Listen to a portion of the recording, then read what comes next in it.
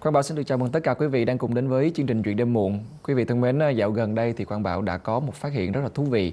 Đó chính là phạm trù tình thương thì tưởng chừng như rất là quen thuộc trong cuộc sống hàng ngày của chúng ta, đúng không ạ? Nhưng mà nếu như quý vị bấm từ khóa tình thương trên Google thì nó sẽ không hiện ra bất kỳ một định nghĩa hay là khái niệm cụ thể nào cả. Chính vì thế mà ngày hôm nay chương trình đã mời tới đây một nhân vật mà anh ấy đã có khái niệm về tình thương rất khác so với những gì mà chúng ta đã từng biết. Xin được giới thiệu đến tất cả quý vị, nhà đầu tư, tác giả Hà Huy Thanh. Em xin chào anh Huy Thanh ạ. Chào Quang Bảo.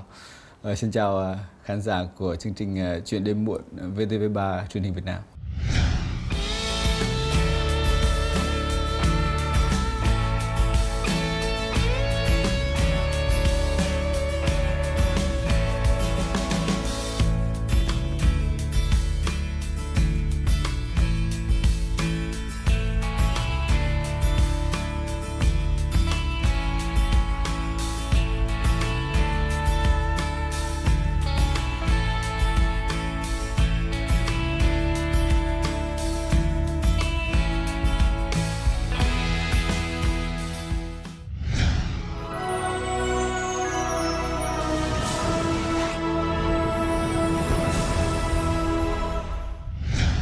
Rất là cảm ơn anh ngày hôm nay đã nhận lời đến đây để cùng chia sẻ về một cái khái niệm mà có lẽ là nếu như mà không tra từ khóa đó trên Google thì Quang Bảo cũng không biết được rằng là thì ra định nghĩa và khái niệm của cái từ tình thương nó lại rộng lớn đến như vậy.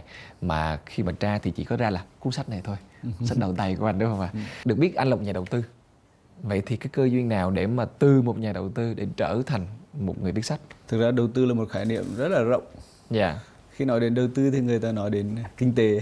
Dạ. Nhưng thực ra thì đầu tư, tôi nghĩ là cái đầu tư mà quan trọng nhất, đầu tư cho sự phát triển của chính bản thân mình. Tôi không phải là nhà văn, cũng không phải là nhà triết học. Vì viết sách là một cái sự thôi thúc của nội tâm để đưa ra một khái niệm mà chưa ai đưa ra cả.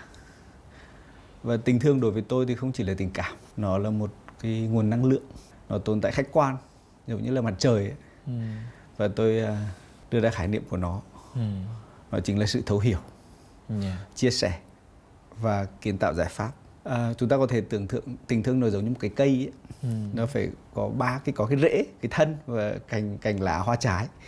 Thì cái rễ, cái mà chúng ta không nhìn thấy nhưng nó lại quyết định sự sinh sôi nảy nở hoa trái của cái cây. Thì cái rễ đầu tiên phải là thấu hiểu. Thì cái rễ đấy có cái chùm rễ có 3 cọc là thấu hiểu bản thân, thấu hiểu người khác và thấu hiểu hoàn cảnh. Khi chúng ta có thấu hiểu rồi ấy, thì chúng ta lên một mức cao hơn là cái thân, là trao đổi chất, là chia sẻ, tức là ban tặng và biết ơn. Và khi chúng ta có cái sự chia sẻ, gọi giống như kiểu con đường hai chiều ấy, thì chúng ta tạo ra cành lá và hoa trái, đó là kiến tạo giải pháp. Trong kiến tạo giải pháp thì nó là cách sử dụng bộ não và cái niềm tin mà chúng ta cài đặt ở trong bộ não. Khi mà anh đưa ra cái ví dụ là một cái cây như thế, nghe thì là hiểu được liền đó. Nhưng mà từ cái chuyện mà chúng ta hiểu cho tới cái việc mà chúng ta làm thì nó rất là khác nhau. Bây giờ mình nói từ cái phần gốc rễ trước đi. Cái phần mà thấu hiểu thì anh nói là thấu hiểu bản thân. Thì cái đó nó không quá khó. Mình biết mình là người như thế nào, mình biết được con người mình ra sao. Nhưng mà để mình thấu hiểu người khác và thấu hiểu được cái hoàn cảnh là một cái việc không hề dễ làm.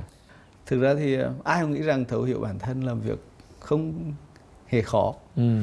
Nhưng thực ra nó là rất khó. Trong cái thấu hiểu bản thân ấy, thì mục đích của nó ấy, là giống như mình đi sâu vào bản thân mình. Nếu như vì con người là tiểu vũ trụ thì quá trình đi sâu vào bản thân mình nó cũng kỳ vĩ, cũng sâu sắc. Còn cái việc thấu hiểu bản thân rồi thì mới có nhu cầu, mới có cái động lực thấu hiểu người khác. Bởi vì sao? Mình thấu hiểu mình ấy, mình cũng ngạc nhiên về bản thân mình cũng khâm phục bản thân mình.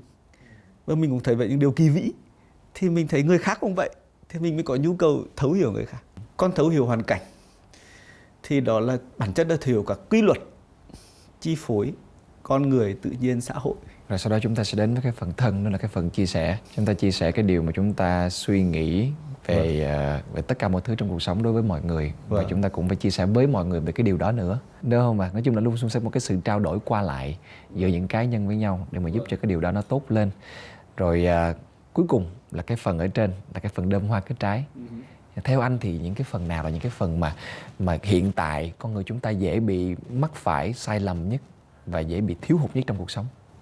Tôi nghĩ là phần đầu tiên đấy, giống như cái cây ấy, nếu mà cái thân mà có phát triển rất là to, những cái rễ mà không chắc đó, thì cái cây đó cũng không có tồn tại lâu được. Chưa kể là có mưa gió. Đấy. Ví dụ như bọn mình là thanh niên chẳng hạn, mình không có thực sự thấu hiểu bản thân mà mình lớn lên rất là vội vã. Đến khi gặp phải thử thách trong cuộc sống, mà mình không thực sự thấu hiểu bản thân, thấu hiểu người khác, thấu hoàn cảnh, thì mình dễ bị gãy đổ. Anh là người rất là may mắn là những cái khó khăn trong cuộc sống nó đến rất là sớm, và lúc đấy khi mà mình thấu hiểu nỗi đau, mình chả thấy đau nữa. Mình thích nghi về nó. Tình thương nó thấm đẫm, nó là một cái, đối với anh là một gen của dân tộc mình. Thì xét trên phương diện của cá nhân này, gia đình này, cộng đồng này, đất nước này, nhân loại này, cái chúng ta cần nhất bây giờ là sự thích nghi. Có thể nói là đây là một cái điều mà tất cả con người chúng ta ai cũng đang cố gắng tìm kiếm trong cuộc sống hàng ngày. Đó là về mặt tình thương. Bởi vì nếu như anh chia sẻ thì tình thương nó giống như là gốc rễ của tất cả mọi điều. Không có tình thương thì chúng ta sống trong cuộc sống này, dù có kiếm được bao nhiêu tiền đi chăng nữa, thì chúng ta cũng sẽ không có cảm thấy được cái sự vui vẻ đó. Thế thì cái điều gì đã thôi thúc anh để lan tỏa cái điều này đến tất cả mọi người? Khi anh viết tình thương ấy thì anh thấy nó là một nguồn năng lượng. Tự anh cảm nhận thấy cái chuyện này. Nó là một nguồn năng lượng. Ví dụ như là anh chưa biết em, nhưng khi anh thấu hiểu em rồi, thì khi anh gặp em, anh cảm được với một cái niềm vui. Và khi anh thấu hiểu em thì anh cũng tìm được sự đặc biệt của em. Thì anh không nhìn em là một MC truyền hình, anh nhìn em là một cái ngôi sao, và anh nhìn em là một người đang đi tìm kiếm để thực hiện cái sứ mệnh của mình. Và lúc đấy chúng ta sẽ có một sự giao tiếp một cách trực cảm, và chúng ta sẽ vượt qua tất cả những cái bề ngoài, và chúng ta đi sâu vào cái bản thể, và chúng ta sẽ rất là ngạc nhiên với nhau. Thế thì để có được ngày hôm nay á, chắc chắn là anh cũng đã phải có được những cái trải nghiệm cho riêng mình trong cái việc là đi thấu hiểu về bản thân mình, rồi thấu hiểu về người khác. Vậy thì trên cái hành trình đó anh có gặp phải những cái khó khăn gì hay không? Từ những ngày đầu tiên để mà cuối cùng rồi mình phát hiện ra là đây chính là tôi đó, đây chính là mình đó. Anh là người rất là may mắn là những cái khó khăn trong cuộc sống nó đến rất là sớm, buộc mình phải thích nghi về nó. Anh kể một câu chuyện là khi anh 4 tuổi, thế là mẹ anh là giáo viên của một trường phổ thông. Thế thì trong cái ngày Trung thu ấy thì một ngày giống như kiểu là trông đợi của mọi em bé, bởi vì các thầy cô giáo trong khu tập thể đấy sẽ tổ chức một cái buổi liên hoan. Mẹ anh thì cũng rất là yêu quý những người bạn của anh ở trong đấy, thì trước khi đến đấy thì mẹ anh ngồi quạt bánh đa, và anh thì rất là háo hức đến cái buổi hôm đấy, và anh ngồi anh đung đưa thế này, lúc lắc thế này, và chân của anh thì rơi hẳn vào cái nồi than nó quạt bánh á. Rồi thì lần đầu tiên anh cảm nhận về nỗi đau về vật lý á, đau kinh khủng đến mức là cái linh hồn của mình ấy nó nhảy ra khỏi thân thể, và mình nhìn xuống, mình nhìn thấy một người mẹ rất là hoảng hốt, một đứa bé rất là đau và rất là tội nghiệp. Và sau đó thì cả cái quãng đường đi, mẹ anh rất là ân hận, bởi vì đến cái ngày vui của con rồi mà nó còn bị bỏng vào cái chân thế này đấy, mình nhìn rất là thương. Thì lúc đấy thì anh 5 tuổi, anh làm sao mà có cái tình cảm thương theo kiểu cảm tính được. Vì tại sao mình có cảm giác này nhỉ? Anh nghĩ đấy là sự thấu hiểu. Anh đã thấu hiểu nỗi đau của mình, nỗi đau của mẹ, và nỗi đau làm con người. Và sau đó thì từ đấy thì anh nghĩ là hóa ra là cái tình thương nó tồn tại rất là khách quan. Và lúc đấy khi mà mình thấu hiểu nỗi đau, mình chả thấy đau nữa, mình thích nghi về nó.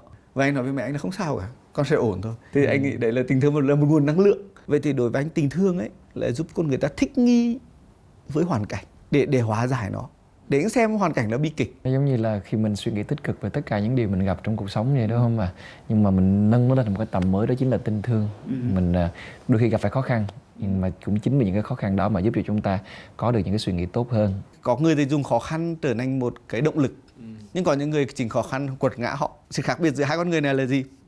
Là người kia có tình thương thì đầu tiên là thương mình, và giống như kiểu là bây giờ mình đang bị lạnh á, thì mình phải tự biết thương mình, là tự di chuyển đến vùng tình thương là vùng trời nắng á, để làm cho mình ấm đi đã. Chứ không ai giúp mình được việc đấy cả, bởi vì người khác cũng lạnh giống mình vậy. Chính xác. Đấy. Nguyên lý của tình thương gồm 3 bước: thấu hiểu, chia sẻ và kiến tạo giải pháp. Tôi tin rằng Nếu bạn lĩnh hội được nguyên lý tình thương thì bạn đang sở hữu một tài sản quý giá để tìm thấy ý nghĩa cuộc đời, giúp đối mặt với mọi vấn đề, làm việc với bất cứ ai và có thể hạnh phúc yên vui trong bất cứ hoàn cảnh nào. Chia sẻ là một con đường hai chiều nối liền ta với thế giới xung quanh. Con đường này càng lưu thông thì chúng ta càng thịnh vượng và hạnh phúc.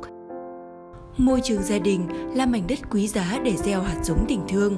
Nó nên là một vườn ươm cây tình thương để sự thấu hiểu, chia sẻ và kiến tạo giải pháp trở thành thái độ sống cho mỗi thành viên trước khi họ bước ra ngoài xã hội. Mà trong đây thì bạn cũng có thấy được một cái điều anh cũng có chia sẻ rằng là tình thương giống như một cái hạt mầm, nó nằm ở bên trong mỗi con người của chúng ta. Đúng vậy. Nhưng mà đôi khi là chúng ta cần phải có thời gian để mà chúng ta tĩnh lặng mình lại, chúng ta trải nghiệm nó và chúng ta cho nó cơ hội để mà giống như gọi là đơm hoa kết trái. Sau đó chúng ta có thể ban tặng cái tình thương với tất cả mọi người. Từ đâu mà anh lại có được những cái suy nghĩ như thế này? Tại vì Bảo rất là muốn được biết là cuộc sống của anh nó phải có rất là nhiều điều thú vị, như là anh đã phải nhận được rất nhiều những cái tình thương từ người khác hay như thế nào đó thì anh mới có thể viết nên những cái điều như thế này. Em nói đúng đấy, tức là anh là người rất là may mắn khi anh được sinh ra trong một gia đình đầy tình thương. Anh là con út nữa, và tình thương đấy là tình thương của tính từ thôi, là tình thương cảm tình. Nhưng sau đó thì anh nghĩ là cái tình thương cảm tình đấy có rất nhiều người thiệt thòi. Vậy thì họ không có một gia đình như vậy thì chả lẽ họ không có tình thương à? Đó là cái khát vọng của anh, nghĩ rằng là chúng ta được bình đẳng trong cái việc là tiếp cận cái nguồn năng lượng đấy. Câu hỏi của em là tình thương nó một cái hạt mầm á. Thực ra mọi ví dụ ấy thì cũng là chỉ so sánh thôi. Chúng ta được tạo hóa ban tặng một thân thể, một tình cảm, một trí tuệ và một tâm linh. Không ai không có 4 cái đấy cả. Đã là con người thì có 4 cái đấy. Nhưng mà sự thành công của mỗi người, sự hạnh phúc của mỗi người tùy thuộc vào cách chúng ta vận dụng 4 điều đấy như thế nào. Vậy thì hạt mầm tình thương cần nuôi dưỡng bằng 4 cái sức mạnh này. Và 4 sức mạnh đấy chúng ta có sẵn trong người rồi. Nhưng mà vì rất nhiều nỗi lo lắng mà chúng ta quên đầu tư vào đó.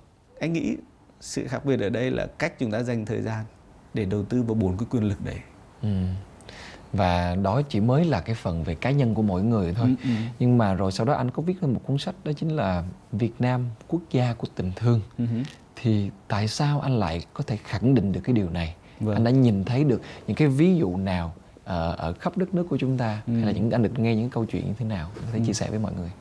Đúng là khi lớn lên thì anh cũng có điều kiện đi học ở nước ngoài, đi làm việc ở nước ngoài. Anh thấy ví dụ tiếng Anh chẳng hạn, chúng ta có từ love, compassion, sympathy, nhưng mà không diễn đạt được cái nội hàm của chữ tình thương. Không có từ nào tương đồng cả. Kể cả từ bác ái thì cũng không tương đồng với từ tình thương. Khó hả? Nhưng vì thế nên đầu tiên là về từ ngữ. Còn thứ hai là về nội dung. Thì anh thấy tình thương nó thấm đẫm. Nó là một cái, đối với anh là một gen của dân tộc mình ấy. Tức là anh thấy ai cũng có nhu cầu thấu hiểu bản thân, thấu hiểu người khác. Chúng ta dành rất nhiều thời gian để thấu hiểu người khác. Mọi người luôn luôn nghĩ đến giải pháp. Kể cả trong hình tượng về Bác Hồ chúng ta chẳng hạn. Bác Hồ nói là tại sao bác phải đi ra tìm đường cứu nước? Thì bác mới tìm ra được phương án để giải phóng dân tộc. Nếu như mà là một người bình thường, bây giờ em giả dụ đi, là một người chưa đọc cuốn sách này, thì khi họ đọc vào họ sẽ tìm thấy được gì ở trong cuốn sách này? Anh nghĩ là một cái điều là họ sẽ thích nghi với hoàn cảnh và họ sẽ biết cách hóa giải hoàn cảnh. Thì sẽ trên phương diện của cá nhân này, gia đình này, cộng đồng này, đất nước này, nhân loại này. Cái chúng ta cần nhất bây giờ là sự thích nghi, chứ không phải là sự against, sự chống lại. Bởi vì rõ ràng là để tất cả thành tựu vĩ đại thì đều bắt đầu từ sự thích nghi. Ví dụ như phụ nữ đang thế này tự nhiên có cái bầu trong bụng, nhưng vì họ có niềm tin rằng 9 tháng sau họ sẽ sinh ra một em bé rất là đẹp, đúng không? Họ thích nghi về điều đấy. Và trong cái giai đoạn đấy có rất nhiều vấn đề xảy ra đối với cơ thể họ, với nội tiết đủ thứ. Họ là ví dụ sự thích nghi, bởi vì họ có niềm tin vào tự nhiên. Thì chúng ta phải có niềm, với tình thương thì chúng ta lại có niềm tin đấy. Thì anh tin rằng là Việt Nam là một quốc gia của tình thương, bởi vì mọi người đều biết thích nghi và hóa giải. Thông qua vào những rất là nhiều những cái mẫu chuyện mà anh đã đọc được rồi, cũng đã thấy được và trải nghiệm được, đúng không ạ? Vậy thì có cảm giác giống như là khi mà mình nói tình thương nó giống như là một cái công thức thì mình có khả năng đầu tư cho nó. Đúng rồi. Đúng không? Đúng. Vậy thì bây giờ mình phải cần thay đổi bản thân mình như thế nào? Mình cần phải làm điều gì để mà mình có thể đầu tư cho tình thương trong mỗi con người của chúng ta càng ngày càng đơm hoa kết trái, ngày càng thăng hoa hơn? Đầu tiên chúng ta phải đầu tư cho bản thân. Nói điều này nghe rất đơn giản nhưng cực kỳ khó. Là một thân thể khỏe mạnh. một tình cảm cân bằng, một trí tuệ sáng suốt và một tâm linh mạnh mẽ. Và khi những yếu tố này nó cộng hưởng lại với nhau thì cái năng lượng từ tình thương bắt đầu xuất hiện trong ta, và nó shining, nó chia sẻ được với người khác. Vì ta sẽ có sự thích nghi với hoàn cảnh, enjoy nó, tận hưởng nó.